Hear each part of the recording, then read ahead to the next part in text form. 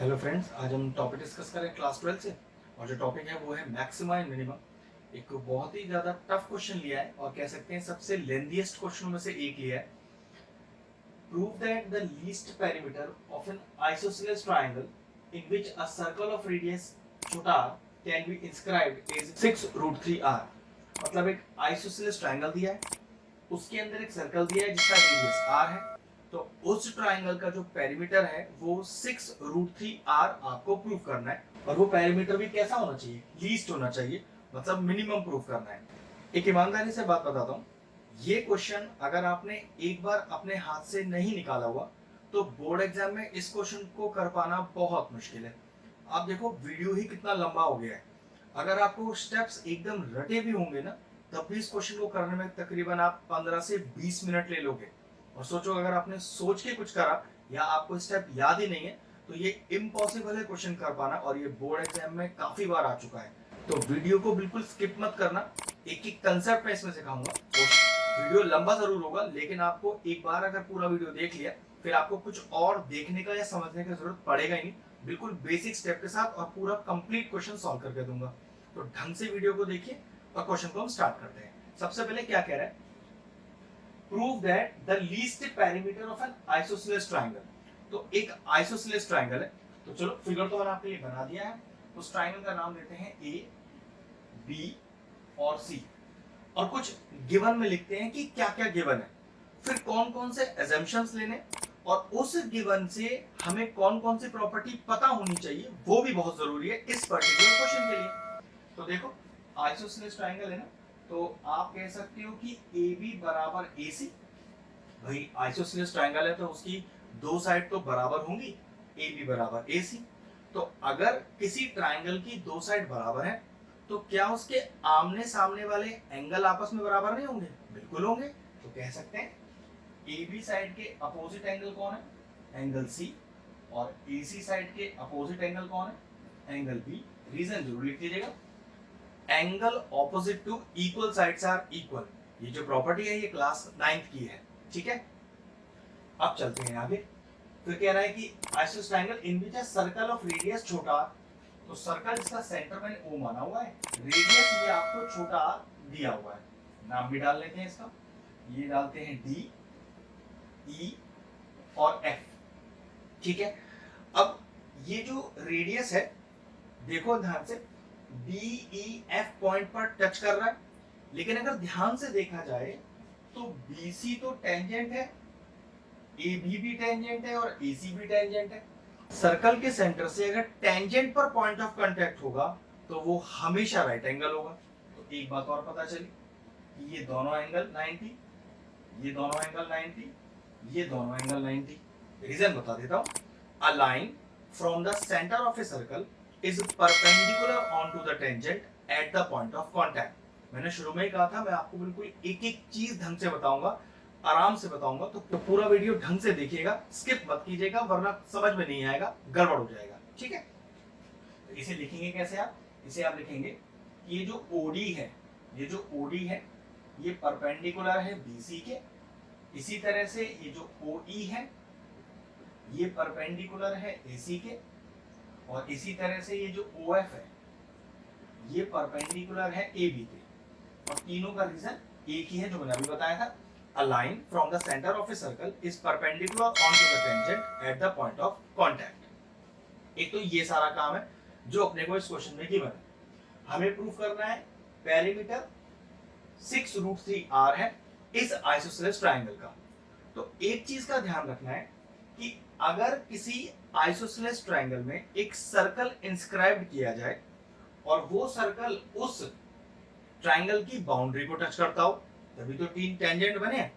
तो ध्यान रखिएगा, अगर मैं लाइन बीओ को जोड़ूं, ध्यान से देखिएगा, एओ को जोड़ूं और सीओ को जोड़ूं, तो ये बीओ एंगल बी का बाइसेक्टर हो जाएगा, एओ एंगल ए का बाइसेक्टर हो जाएगा और ओसी एंगल सी का बाइसेक्टर हो जाएगा। ये फिर एक प्रॉपर्टी है जो आपको पता होनी चाहिए कि जो आइसोसेलेस ट्रायंगल के अंदर सर्कल इंस्क्राइब्ड है, अगर ऐसा है तो फिर ये एओ, बीओ और सीओ एंगल बाइसेक्टर की तरह ट्रीट करेंगे।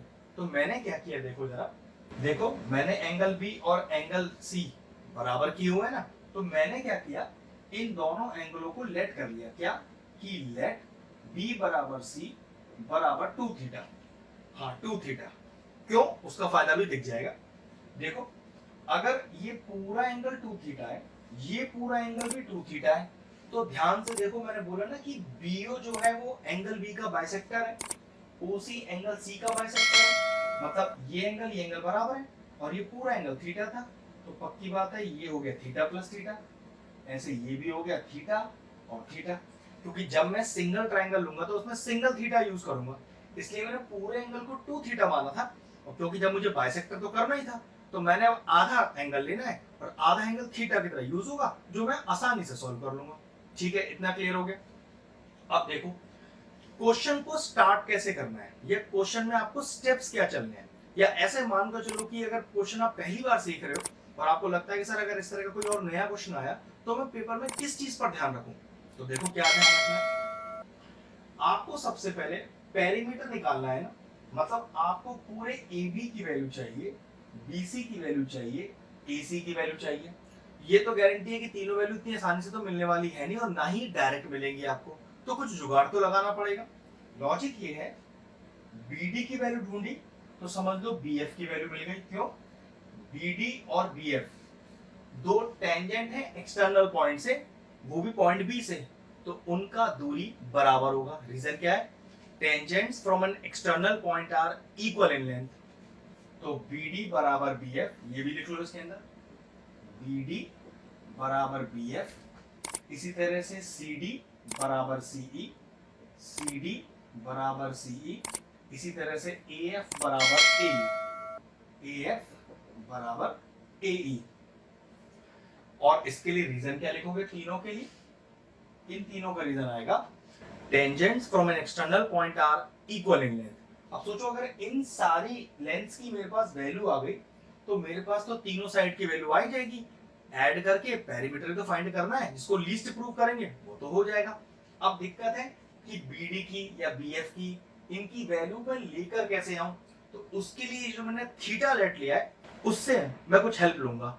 उससे पहले मैं क्या करूं, देखो एंगल बी तो मुझे मिल गया, एंगल सी भी मिल गया, लेकिन दिक्कत है एंगल ए के बारे में तो कुछ मुझे पता ही नहीं है। तो देखो जरा ध्यान से, पूरा ट्राइंगल लो ABC, तो इन ट्राइंगल ABC और लगा दो angle sum property, angle A plus angle B plus angle C is equal to 180। Reason क्या लिखेंगे, angle sum property of triangle.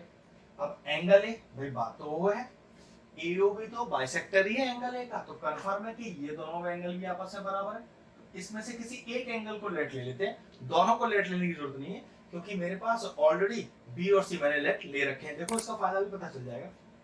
अभी ए को कुछ मत लिखो, ए को ए रहने दो, B 2 theta, C 2 theta is equal to 180, 2 theta plus 2 theta 4 theta, उधर ले जाओ, तो angle A is equal to 180 minus का 4 थीटा। आप कहोगे सर एंगल ए पूरा आ गया, लेकिन अपने को तो पता है ना कि ये दोनों एंगल आपस में बराबर है, तो कह सकता हूं ये जो अकेला एंगल 1 है वो पूरे एंगल ए का आधा होगा। तो आपने कैसे लिखा, angle 1 is half of angle A, यही तो लॉजिक है। एंगल ए मैंने भी पूरा निकाल लिया, एंगल 1 देखो कितना आ गया, half of angle A, angle A कितना है, ये 180 माइनस 4 थीटा, जरा 2 से डिवाइड करो, तो एंगल ए का वैल्यू आ जाएगा 90 माइनस का 2 थीटा। तो ये लीजिए, ये एंगल ए का वैल्यू आ गया मेरे पास 90 माइनस का 2 थीटा। वैसे मुझे इस एंगल की जरूरत पड़ेगी नहीं, तो इसको मैंने रिप्रेजेंट ही नहीं किया। मान लो अगर मैं रिप्रेजेंट कर भी देता और इसे एंगल 2 लिख देता तो क्या फर्क पड़ता, एंगल 1 एंगल 2 तो बराबर है, तो जो एंगल 1 का वैल्यू वही एंगल 2 का वैल्यू हो जाता। ठीक है, अब मेरा मेन काम है तीनों एंगल ABC के बारे में, अब मुझे कुछ ना कुछ तो नोन है। अब मैं चलता हूं इस थीटा को यूज करता हूं, और ये जो मैं साइड्स की बात कर रहा था जिसको हमें जोड़ना है पेरीमीटर निकालने के लिए, उनको फिर मैं निकालता हूं। अब सबसे पहले कौन सा ट्राइंगल देखना है, ट्राइंगल देखना है, एक राइट ट्राइंगल लेंगे BDO, इन ट्राइंगल BD और O। जरा ध्यान से देखना, ये राइट एंगल है, तो राइट एंगल के सामने क्या होती है हमारे पास, हाइपोटेन्यूज, जो एंगल थीटा हम लेट लेते हैं उसके सामने वाली साइड क्या होती है, परपेंडिकुलर, और बची हुई साइड क्या है, बेस। तो चेक करो, रेडियस दिया है ना क्वेश्चन में, तो वो तो परपेंडिकुलर है, और बीडी क्योंकि वो ट्राइंगल की साइड बनेगी तो वो हो गया बेस। तो हमें रिलेशनशिप क्या चाहिए, परपेंडिकुलर अपॉन बेस का। हमें इस बीओ का कुछ करना ही नहीं है, ना तो ये क्वेश्चन में गिवन है, ना ही मुझे फाइंड करनी है। तो इस हाइपोटेन्यूज का रिलेशन नहीं लेते, क्या लेते हैं, परपेंडिकुलर अपॉन बेस। तो मैंने लिखा perpendicular OD upon base BD. तो what is perpendicular upon base, that is equal to tan theta. ये लीजिए, अब जो वैल्यू पता है वो डाल दो। ओडी तो पता है r है, तो r और tan को नीचे लिया है, तो r upon tan theta is equal to BD. तो बीडी का वैल्यू आ गया, और मैंने क्या बोला था, जो बीडी है वही तो बीएफ है, तो पता चला बीडी और बीएफ दोनों सेम है आपका, ठीक है। लेकिन देखो, ये दोनों ट्राइंगल सिमेट्रिकल है, ये दोनों ट्राइंगल सिमेट्रिकल है, तो जिस तरह से मैंने ये वाला ट्राइंगल लेकर बीडी और बीएफ का वैल्यू निकाल दिया, तो सिमिलरली अगर मैं ट्राइंगल लूं सीडीओ, तो एग्जैक्ट यही आंसर आ जाएगा, बिल्कुल सिमेट्रिकल ट्राइंगल है। तो ऐसा कह सकता हूं कि सीडी और सीई, तो उसके लिए आप लिखोगे क्या, सिमिलरली अगर मैं ट्राइंगल सीडीओ को लेता तो रिलेशन आता जैसे बीडी और बीएफ, यहां रिलेशन क्या आएगा, सीडी और सीई। देखो हमने लिखा भी बराबर है, तो मैंने लिखा similarly r upon tan theta ही आ जाएगा, किसका रिलेशन, सीडी और सीई का। एक चीज का ध्यान रखना, लेकिन दिक्कत है, देखो यहाँ एंगल थीटा था, लेकिन यहाँ एंगल तो 90 माइनस 2 थीटा है, तो याद रखिएगा ये सिमेट्रिकल नहीं है ट्राइंगल, इसके लिए अलग से निकालना पड़ेगा। तो देखो जरा, ट्राइंगल लेते हैं, अब ट्राइंगल लेते हैं ए ई ओ, ध्यान से देखो, इन ट्राइंगल ए ई और ओ, जरा ध्यान से देखो, राइट एंगल के सामने हाइपोटेन्यूज, जो एंगल हमने माना है उसके सामने परपेंडिकुलर, बची हुई साइड बेस, तो बात तो फिर वही है, परपेंडिकुलर आर गिवन है, और एई मुझे जो ट्राइंगल की साइड जैसा लॉजिक है वो मुझे निकालना है, इस ए को कोई जरूरत नहीं है, तो सेम रिलेशनशिप लगेगा, परपेंडिकुलर ओई upon base AE. What is perpendicular upon base, that is tan theta. लेकिन वो थीटा क्या है हमारे पास, देखो ध्यान से, 90 माइनस 2 थीटा, 90 माइनस का 2 theta, and what is tan 90 minus theta, that is equal to cot theta. तो ये कितना आ गया, OE का वैल्यू हमारे पास है r, तो r upon AE is equal to cot 2 theta. थोड़ा सा रीअरेंज कर लीजिए, तो r upon cot 2 theta is equal to AE, and what is 1 upon cot is tan, तो AE का वैल्यू कितना आ गया, r tan 2 थीटा। लेकिन AE और AF बराबर है, देखो ये AE और AF बराबर है, तो कह सकते हैं कि AE और AF का वैल्यू भी आ गया। अब मेरे पास देखो वो सारी साइडें आ गई जो एक्चुअल में मुझे पेरीमीटर ऑफ ट्राइंगल में यूज करनी है। BD और BF बराबर, ये देखिए आ चुकी है, CD और CE बराबर, देखिए आ चुकी है, AF और AE बराबर, देखिए आ चुकी है। बस अब करना क्या है, पेरीमीटर निकालने के लिए ऐड करते हैं सबको। ये सब मैं हटाकर एक साइड लिखता हूँ और अपने मेन काम पर आता हूँ। अभी जो दोनों रिजल्ट आए थे उन्हें देखो मैंने सेपरेटली लिख दिया है। अब चलते हैं अपने पेरीमीटर पर। तो मैंने लिखा पेरीमीटर ऑफ ट्राइंगल ABC, और उसमें लिखेंगे क्या, AB plus BC plus CA। अब इन तीनों साइड को छोड़ो और पेरीमीटर को एक नया नाम दे देते हैं, मान लीजिए Z ले लेते हैं, ठीक है। यहाँ डिनोट कर दो उसे कि मैं पेरीमीटर ऑफ ट्राइंगल ABC को Z मान, तो Z is equal to AB। अब AB को मैं लिखता हूँ AF प्लस FB, ऐसे BC को क्या लिख सकता हूँ, BD प्लस CD, और CO को क्या लिख सकता हूँ, AE और EC। सारे वैल्यूज तो हैं, ये बस पुट करनी है। तो Z is equal to AF, check करो, AF R tan 2 theta, FB या BF एक ही बात है, ये है r upon tan theta plus BD, BD भी सेम है r अपॉन टेन थीटा, फिर CD, CD भी सेम है r upon tan theta plus AE, AE का वैल्यू ध्यान डाल देते हैं अलग से r टेन टू थीटा, और EC, EC और CD सेम है r अपॉन टेन थीटा। ठीक है, अब देखो छोटा सा रह जाएगा भी ये, तो z इज इक्वल टू, ये दो लिखे हुए हैं ना आपके पास एक जैसे, तो ये हो गया 2r टेन टू थीटा, और 1 2 3 4 एक जैसे लिखे, तो 4r अपॉन टेन थीटा। बिल्कुल अपना एक्सप्रेशन बन गया। बस अब इसे करते हैं फर्स्ट डेरिवेटिव या डिफरेंशिएट। वो कैसे करेंगे, dz upon d theta, 2r तो कांस्टेंट है भाई, इसको तो बाहर कर दो, इसका तो कोई काम नहीं है। और what is the differentiation of tan x, that is equal to sec square x, तो sec स्क्वायर x मतलब 2 थीटा। लेकिन tan थीटा का डेरिवेटिव हुआ है, जबकि ये तो 2 थीटा लिखा है, तो 2 थीटा का फिर से करना पड़ेगा चेन रूल की वजह से, तो 2 कांस्टेंट तो बाहर हो गया और थीटा का डेरिवेटिव 1 हो गया, प्लस 4r। अब 4r कांस्टेंट है, इससे तो कोई मतलब नहीं है। अब देखो ये जो 1/10 लिखा है, मैं इस 1/10 को यहाँ पर क्या लिख दूं, डायरेक्ट cot थीटा लिख दूं, और cot थीटा का डायरेक्ट डेरिवेटिव होता है क्या, जैसे tan x का डेरिवेटिव sec स्क्वायर x होता है, तो cot x का derivative minus cosec square x, तो माइनस का cosec square theta. cot theta का ही फॉर्मूला लगाया, cot थीटा ही बोल रहे हैं, तो आगे चेन रूल लगाने की जरूरत है नहीं। अब जरा सही से पहले रीअरेंज कर लेते हैं, तो dz upon d theta is equal to, ये आ गया 2 to the 4 r sec square 2 theta minus का 4r cosec स्क्वायर थीटा। अब हमें क्या चाहिए, अब हमें चाहिए क्रिटिकल पॉइंट्स, और क्रिटिकल पॉइंट कैसे निकाले जाते हैं, जो आपका फर्स्ट डेरिवेटिव है उसे 0 के बराबर रख के। तो हमने लिखा for critical points put first derivative को 0 के बराबर, तो dz upon d theta is equal to 0, तो चलो 0 के बराबर रखते हैं, तो 4r sec square 2 theta minus का 4r cosec स्क्वायर थीटा और इज इक्वल टू 0।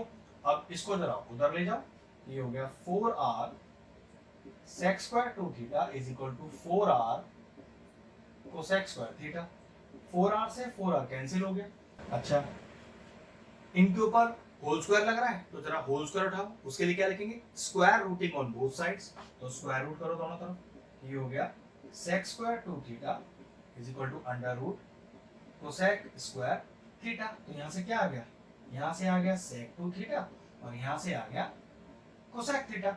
अब ये जो sec 2 थीटा और cosec थीटा है, इसे साइन कॉस में बोलते हैं, तो ये कितना आ गया, ये आ गया 1 अपॉन cos 2 थीटा और ये आ गया 1 upon sin 2 theta. Cross multiply करिए, तो sin theta is equal to cos 2 theta. अब यहाँ पर मुझे करना क्या है, cos 2 थीटा को मैं sin की टर्म्स में कुछ लिखना चाहता हूँ, तो डायरेक्ट फॉर्मूला मौजूद है, cos 2 थीटा होता है cos square theta minus sin square theta. यहाँ cos स्क्वायर खोल लेते हैं और डायरेक्टली cos 2 थीटा का फॉर्मूला हो जाएगा 1 माइनस का 2 sin स्क्वायर थीटा, तो वही लगाते हैं, तो sin theta is equal to 1 minus का 2 sin स्क्वायर थीटा। ट्रिग्नोमेट्री अच्छे से आनी चाहिए, 9th क्लास की प्रॉपर्टीज अच्छे से आनी चाहिए, टेंजेंट की प्रॉपर्टीज अच्छे से आनी चाहिए, तब बात बनेगा अच्छे से। ठीक है, सबको एक तरफ ले आओ, तो ये हो गया 2 sin स्क्वायर थीटा, फिर प्लस का sin थीटा माइनस का 1 और इज इक्वल टू 0। चलिए अब आगे करते हैं स्प्लिटिंग न्यूमरेटर, तो 2 sin स्क्वायर थीटा स्प्लिटिंग करें तो आएगा 2 sin थीटा माइनस का sin theta minus 1 is equal to 0। Simple splitting ने मिनट हम ही किया है, कुछ खास नहीं। पहले दो में से कॉमन लो, तो 2 sin थीटा कॉमन आ रहा है, क्या बचेगा sin थीटा प्लस 1। अगले दो में से कॉमन लो, माइनस 1 कॉमन आ रहा है, क्या आएगा sin थीटा प्लस 1। फिर देखो sin थीटा प्लस 1 कॉमन आ रहा है, तो sin थीटा प्लस 1 और बचा क्या 2 sin थीटा माइनस 1, तो 2 sin theta minus 1 is equal to 0। अब दो टर्म्स मल्टीप्लिकेशन में दोनों ही 0 के बराबर है, तो लिखने का तरीका आइदर या तो पहला टर्म 0 के बराबर होगा, ये क्वाड्रेटिक का तरीका है लिखने का, या फिर दूसरा टर्म 0 के बराबर होगा। मैं आपको बिल्कुल एक एक स्टेप बेसिक्स के साथ बता रहा हूँ। अगर आपको कुछ लगता है कि मैं डायरेक्ट लिखना चाहता हूँ तो लिख सकते हैं, लेकिन मेरा काम है आज क्वेश्चन को एकदम परफेक्ट तरीके से आपको स्टेप बाय स्टेप समझाना। तो यहाँ से देखो साइन थीटा की वैल्यू क्या आ गई, -1, और यहाँ से चेक करो कितना आ गई, 2 साइन थीटा बराबर 1, और sine theta is equal to 1/2। अब साइन थीटा 1/2 है, तो पक्की बात है थीटा कितना हो गया, यहाँ से थीटा हो गया आपका 30 डिग्री, और 30 डिग्री को हम क्या लिखते हैं, हम लिखते हैं π/6। क्योंकि यहाँ साइन की वैल्यू -1 है, तो हमें नेगेटिव एंगल नहीं चाहिए, तो इस वैल्यू को हम क्या करेंगे, इस वैल्यू को हम कर देंगे निगलेक्ट, बात खत्म हुआ। तो हमें थीटा मिल गया π/6। अब इस थीटा का यूज करना किसमें, भाई देखो पेरीमीटर ऑफ ट्रायंगल को लीस्ट प्रूफ करना है, जो डबल डेरिवेटिव से करेंगे, और उसकी वैल्यू 6√3r प्रूफ करनी है। तो देखो हमने पेरीमीटर को शुरू में z मान लिया था, इसकी वैल्यू मैंने अलग से लिख दी है, जिसमें हमने थीटा ढूंढ लिया है। बस इस थीटा को यहाँ पुट करते हैं, और जो पेरीमीटर है वो 6√3r 100% आ जाएगा। आपने क्या किया, z when theta is equal to π/6 put कर दिया इसके अंदर। देखो 2r tan 2 into π/6 plus 4r cot π/6, ठीक है, ये कितना हो गया, 2r tan π/3 plus 4r cot π/6। Now what is tan 60? Tan 60 is √3, तो ये हो गया 2r into √3 प्लस 4r, ये हो गया cot 30। cot 30 tan 30 का उल्टा होता है, tan 30 1/√3 होता है, तो 1/√3 का उल्टा √3। तो चेक करो कितना आ गया, 2√3r, ये देखिए 2√3r और 4√3r। तो व्हाट इज द पेरीमीटर, हमने प्रूफ कर दिया कि जो पेरीमीटर है वो 6√3r, क्योंकि कोई यूनिट तो हमें क्वेश्चन में गिवन नहीं है, तो पेरीमीटर निकालेंगे तो पीछे यूनिट्स वाली लगा देंगे। ये लीजिए हमने पेरीमीटर को 6√3r प्रूफ कर दिया। अभी एक काम बाकी है, पेरीमीटर को लीस्ट भी प्रूफ करना है। उसके लिए जो हमने सिंगल डेरिवेटिव निकाला था उसका पहले डबल डेरिवेटिव करेंगे, और उस डबल डेरिवेटिव में ये थीटा बराबर π/6 को डालेंगे, क्योंकि लीस्ट प्रूफ करना है तो पूरा आंसर थीटा डालकर पॉजिटिव आना चाहिए। अगर पॉजिटिव आ गया तो गारंटी है कि वो लीस्ट प्रूफ हो गया। तो चलिए डबल डेरिवेटिव करते हैं। तो d² z/d θ² is equal to 4r तो कांस्टेंट है, इसे तो बाहर कर दो। अब sec² 2 थीटा का डेरिवेटिव करना है, तो कितना आएगा, तो 2 sec 2 थीटा, फिर sec 2 थीटा का sec 2 theta into tan 2 theta, और फिर 2 थीटा का, जो कि आएगा 2 कांस्टेंट बाहर हो गया, और थीटा का डेरिवेटिव 1। अब आगे क्या होगा, माइनस का 4r, अब कोसेक स्क्वायर थीटा, तो ये हो जाएगा 2 कोसेक थीटा, और कोसेक थीटा का आगे करेंगे तो माइनस का cosec theta into cot theta, और ब्रैकेट बंद। जरा सही से एक बार रीअरेंज कर लेते हैं इसको। तो d² z/d θ² is equal to, तो कितना आएगा देखो, 2 2 4 और 4 4 16r, ये हो गया sec² 2 थीटा, sec² 2 थीटा और tan 2 थीटा। इसी तरह से देखो माइनस माइनस प्लस हो गया। अब यहाँ पर 4 2 8 r, अब 2 कोसेक है तो कोसेक स्क्वायर थीटा और कॉट थीटा, ठीक, ये हो गया। अब करना क्या है, हमें इस डबल डेरिवेटिव में इस π/6 को पुट करना है। वैसे एक चीज देख सकते हो, पूरा टर्म पॉजिटिव है, कोई नेगेटिव साइन तो इसमें है ही नहीं, और मैं पुट भी एक पॉजिटिव एंगल ही कर रहा हूँ, तो गारंटीड है कि वैल्यू नेगेटिव तो मेरी आ ही नहीं सकती, लेकिन पुट करना जरूरी है। तो चलिए पुट करते हैं, d² z/d θ² at theta is equal to π/6। तो चलिए पुट करते हैं, तो 16r sec² 2 into π/6 tan 2 into π/6 plus 8r cosec square π/6 into cot π/6। Values निकालते हैं, ये कितना हुआ देखो, 16r ये कैंसिल आउट हो जाएगा, तो ये आएगा सेक स्क्वायर पाई बाई 3। ऐसे यहाँ पर भी 2 से 6 कैंसिल हो जाएगा, तो 10 पाई बाई 3। ये कैंसिल नहीं होगा, इसको एज इट इज कर लेते हैं और इनकी वैल्यूज एक साथ डालेंगे सब में। तो plus 8r cosec square pi by 6 और कॉट पाई बाई 6। चलिए अब डालते हैं वैल्यूज, तो कितना आएगा देखो 16r। ये है सेक 60 जिस पे स्क्वायर लग रहा है, तो सेक 60 कॉस 60 का उल्टा होता है। कॉस 60 1/2 होता है, तो 1/2 का उल्टा 2 पर स्क्वायर लग रहा है, तो 4 हो गया। ये हो गया आपका tan 60। tan 60 का वैल्यू डायरेक्ट √3 होता है, प्लस 8r कोसेक 30 स्क्वायर लग रहा है, वो तो हम स्क्वायर लगा देंगे। तो कोसेक 30 साइन 30 का उल्टा होता है, साइन 30 1/2 होता है, तो 1/2 का उल्टा 2 स्क्वायर लग रहा है, 4 आ गया। और ये हो गया आपका cot 30। cot 30 tan 30 का उल्टा होता है, tan 30 1/√3 होता है, तो उसका उल्टा हो गया √3। अब ये कितना आ गया आपके पास देखो 16 4 जा 64 √3r प्लस 8 4 जा 32 √3r। अगला स्टेप देखो, तो d² upon d theta square is equal to, तो ये आ गया आपके पास 60 + 30 90 और ये हो गया 96 √3r। वैसे एक बात का हमेशा ध्यान रखना है कि डबल डेरिवेटिव किसी वैल्यू को निकालने के लिए नहीं सोल्व करते, हमें सिर्फ ये चेक करना है कि डबल डेरिवेटिव में जब हमने थीटा पुट किया तो आंसर पॉजिटिव आया या नेगेटिव। पूरा आंसर पॉजिटिव है तो ग्रेटर देन 0 हो गया, और अगर डबल डेरिवेटिव में आपने जो थीटा पुट किया है उसको पुट करने पर वैल्यू ग्रेटर देन 0 आ रहा है, शोज दैट द पेरीमीटर जो आप निकाल रहे हो z इज मिनिमम। अब मिनिमम मत यूज करना, वही यूज करना वर्ड जो उसने यूज किया हुआ है, द पेरीमीटर इज